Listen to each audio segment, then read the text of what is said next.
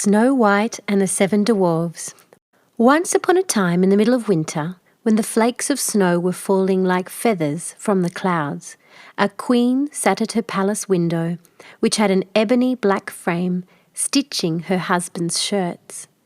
While she was thus engaged and looking out at the snow, she pricked her finger, and 3 drops of blood fell upon the snow. Now the red looked so well upon the white that she thought to herself, "Oh, that I had a child as white as this snow, as red as this blood, and as black as the wood of this frame." Soon afterwards a little daughter came to her, who was white as snow, with cheeks as red as blood, and with hair as black as ebony, and from this she was named Snow White. And at the same time her mother died. About a year afterwards the king married another wife, who was very beautiful, but so proud and haughty that she could not bear anyone to be better looking than herself. She owned a wonderful mirror, and when she stepped before it and said, "Mirror, mirror on the wall, who is the fairest of us all?" it replied, "The queen is the fairest of the day." Then she was pleased, for she knew that the mirror spoke truly. Little Snow White, however, grew up and became prettier and prettier, and when she was 7 years old, she was as fair as the noonday and more beautiful than the queen herself. When the queen now asked her mirror, "Mirror, mirror on the wall, who is the fairest of us all?" it replied, "The queen was fairest yesterday. Snow White is the fairest now, they say." This answer so angered the queen that she became quite yellow with envy. From that hour, whenever she saw Snow White, her heart was hardened against her, and she hated the little girl. Her envy and jealousy increased, so that she had no rest day or night, and she said to a huntsman, "Take the child away into the forest. I will never look upon her again. You must kill her, and bring me her heart and tongue for a token." The huntsman listened and took the maiden away, but when he drew out his knife to kill her, she began to cry, saying, "Oh, dear huntsman, give me my life. I will run into the wild forest and never come home again." This speech softened the hunter's heart, and her beauty so touched him that he had pity on her and said, "Well, run away then, poor child." But he thought to himself, "The wild beasts will soon devour you." Still, he felt as if a stone had been lifted from his heart, because her death was not by his hand.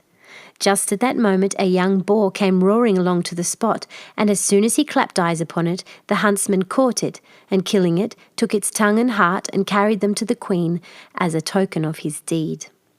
But now poor little Snow White was left motherless and alone, and overcome with grief, she was bewildered at the sight of so many trees, and knew not which way to turn. She ran till her feet refused to go farther, and as it was getting dark and she saw a little house near, she entered in to rest. In this cottage everything was very small, but very neat and elegant. In the middle stood a little table with a white cloth over it, and 7 little plates upon it, each plate having a spoon and a knife and a fork, and there were also 7 little mugs. Against the wall were 7 little beds arranged in a row, each covered with snow white sheets. Little Snow White, being both hungry and thirsty, ate a little morsel of porridge out of each plate and drank a drop or 2 of wine out of each mug, for she did not wish to take away the whole share of anyone. After that, because she was so tired, she laid herself down on one bed, but it did not suit. She tried another, but that was too long. A 4th was too short, a 5th too hard. But the 7th was just the thing, and tucking herself up in it, she went to sleep, first saying her prayers as usual. When it became quite dark, the owners of the cottage came home, 7 dwarves who dug for gold and silver in the mountains. They first lighted 7 little lamps, and saw at once, for they lit up the whole room, that somebody had been in, for everything was not in the order in which they had left it. The first asked, "Who's been sitting on my chair?" The second, "Who's been eating off my plate?" The third said, "Who's been nibbling at my bread?" The 4th, "Who's been at my porridge?" The 5th, "Who's been meddling with my fork?" The 6th grumbled out, "Who has been cutting with my knife?" The 7th said, "Who's been drinking out of my mug?" Then the first, looking around, began again. "Who's been lying on my bed?" he asked, for he saw that the sheets were tumbled. At these words the others came, and looking at their beds cried out too, "Someone has been lying in our beds!" But the seventh little man, running up to his, saw Snow White sleeping in it, so he called his companions, who shouted with wonder and held up their 7 lamps, so that the light fell upon the little girl. "Oh heavens, said they, "what a beauty she is!" And they were so much delighted that they would not awaken her, but left her to sleep, and the 7th dwarf, in whose bed she was, slept with each of his fellows 1 hour, and so passed the night. As soon as morning dawned, Snow White awoke, and was quite frightened when she saw the 7 little men, but they were very friendly, and asked her what she was called. "My name is Snow White," was her reply. "Why have you come into our cottage?" they asked. Then she told them how her stepmother would have had her killed, but the huntsman had spared her life, and how she had wandered about the whole day until at last she had found their house. When her tale was finished, the dwarves said, "Will you look after our household, be our cook, make the beds, wash, sew, and knit for us, and keep everything in neat order? If so, we will keep you here, and you shall want for nothing." And Snow White answered, "Yes, with all my heart and will." And so she remained with them, and kept their house in order. In the morning the dwarves went into the mountains and searched for silver and gold, and in the evenings they came home and found their meals ready for them. During the day the maiden was left alone, and therefore the good dwarves warned her and said, "Be careful of your stepmother, who will soon know of your being here, so let nobody enter the cottage." The queen, meanwhile, supposing that she had eaten the heart and tongue of her stepdaughter, believed that she was now, above all, the most beautiful woman in the world. One day she stepped before her mirror and said, "Mirror, mirror on the wall, who is the fairest of us all?" And it replied, "The queen was fairest yesterday, Snow White is the fairest now, they say. The dwarves protect her from thy sway, amid the forest, far away." This reply surprised her, but she knew that the mirror spoke the truth. She knew, therefore, that the huntsman had deceived her, and that Snow White was still alive. So she dyed her face and clothed herself as a peddler woman, so that no one could recognize her, and in this disguise she went over the 7 hills to knock at the door of the 7 dwarves.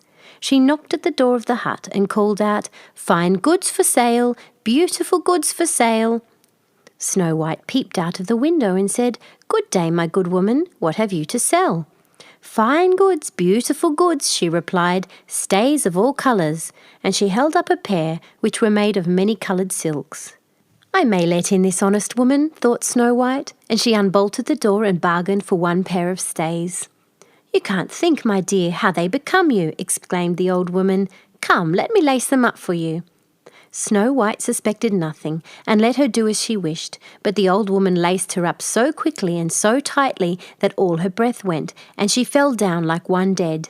"Now," thought the old woman to herself, hastening away, "now I am once more the most beautiful of all."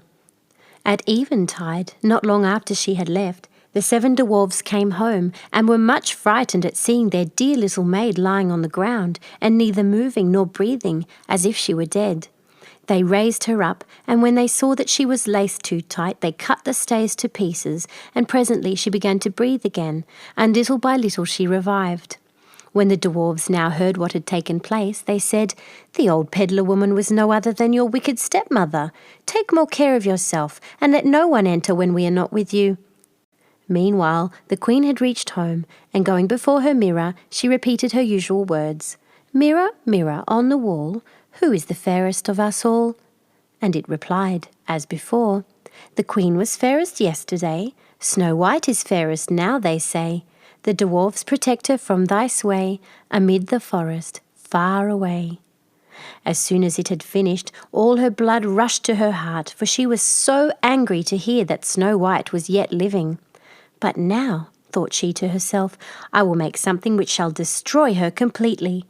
Thus saying, she made a poisoned comb by arts which she understood, and then, disguising herself, she took the form of an old widow.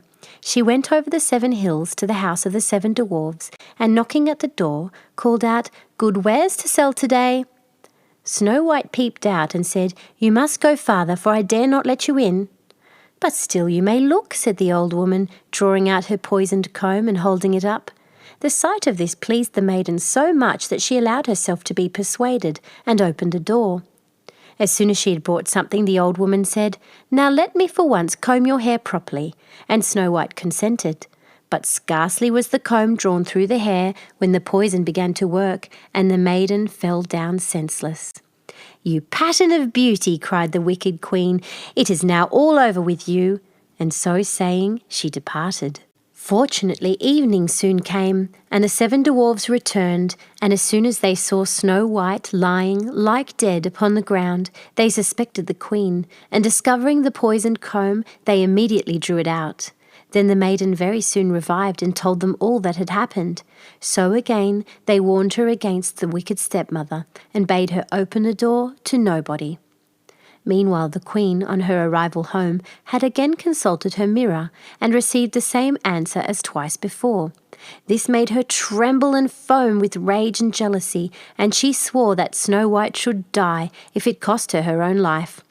Thereupon she went into an inner secret chamber where no one could enter, and made an apple of the most deep and subtle poison. Outwardly it looked nice enough, and had rosy cheeks which would make the mouth of everyone who looked at it water, but whoever ate the smallest piece of it would surely die.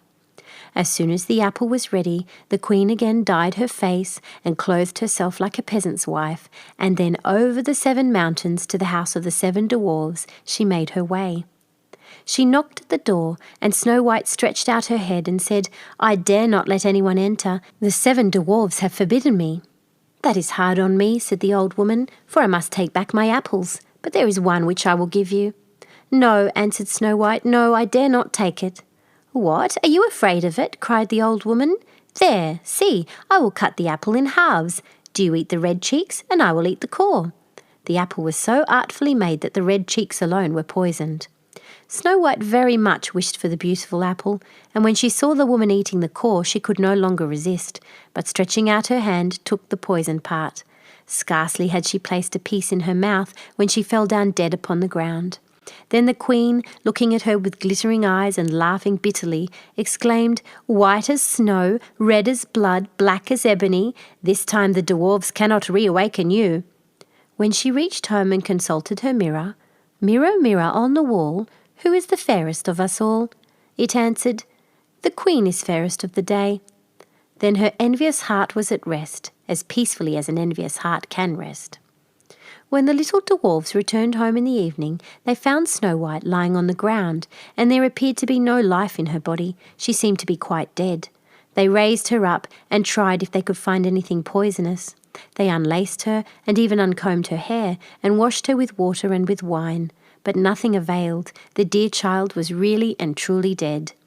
Then they laid her upon a bier, and all 7 placed themselves around it and wept for 3 days without ceasing. Then they prepared to bury her. But she looked still fresh and lifelike, and even her red cheeks had not deserted her. So they said to one another, "We cannot bury her in the black ground." Then they ordered a case to be made of glass.